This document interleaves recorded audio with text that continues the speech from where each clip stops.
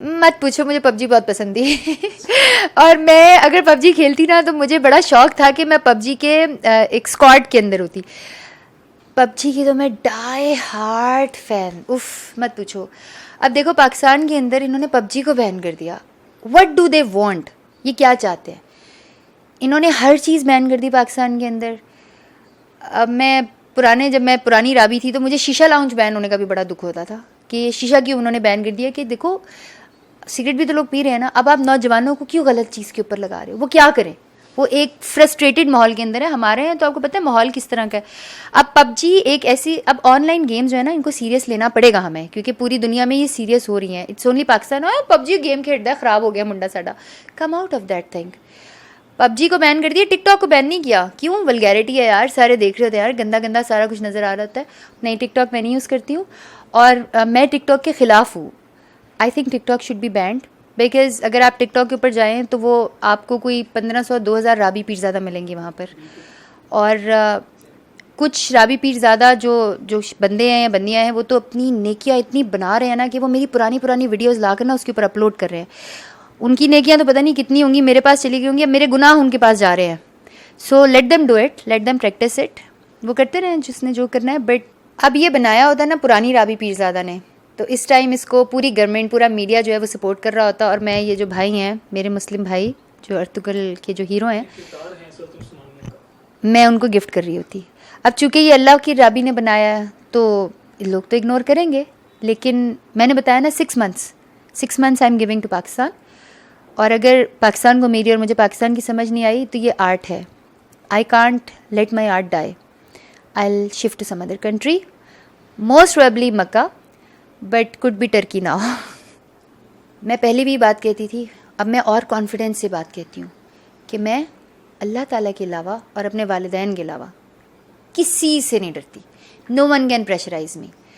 अब मैं पुरानी एरोगेंट राबी होती तो मैं आपको बहुत बुरी मिसालें देती, बट अब चूँकि मैं अल्लाह की राह में हूँ, मैं सिर्फ ये कहना चाहती हूँ कि मुझे बहुत हंसी आती है जब कोई कहे कि राबी डर गई। राबी कभी शेरों से नहीं डरी, सांपों से नहीं डरी, मगरमच्छों से नहीं डरी। आप तो इंसान हो यार, आप तो बेचारे लोग हो। आपसे तो अगर आप बगैर वेपन के आ जाओ तो मैं अल्हम्दुलिल्लाह मैं कराटे गोल्ड मेडलिस्ट भी हूँ। अब आए के अंदर कराटे नहीं कभी करके प्रैक्टिस की है, वो भी कर लूँगी। मैं किसी से नहीं डरती अल्हम्दुलिल्लाह। So if you think any pressure can take my words away then you are 101% wrong.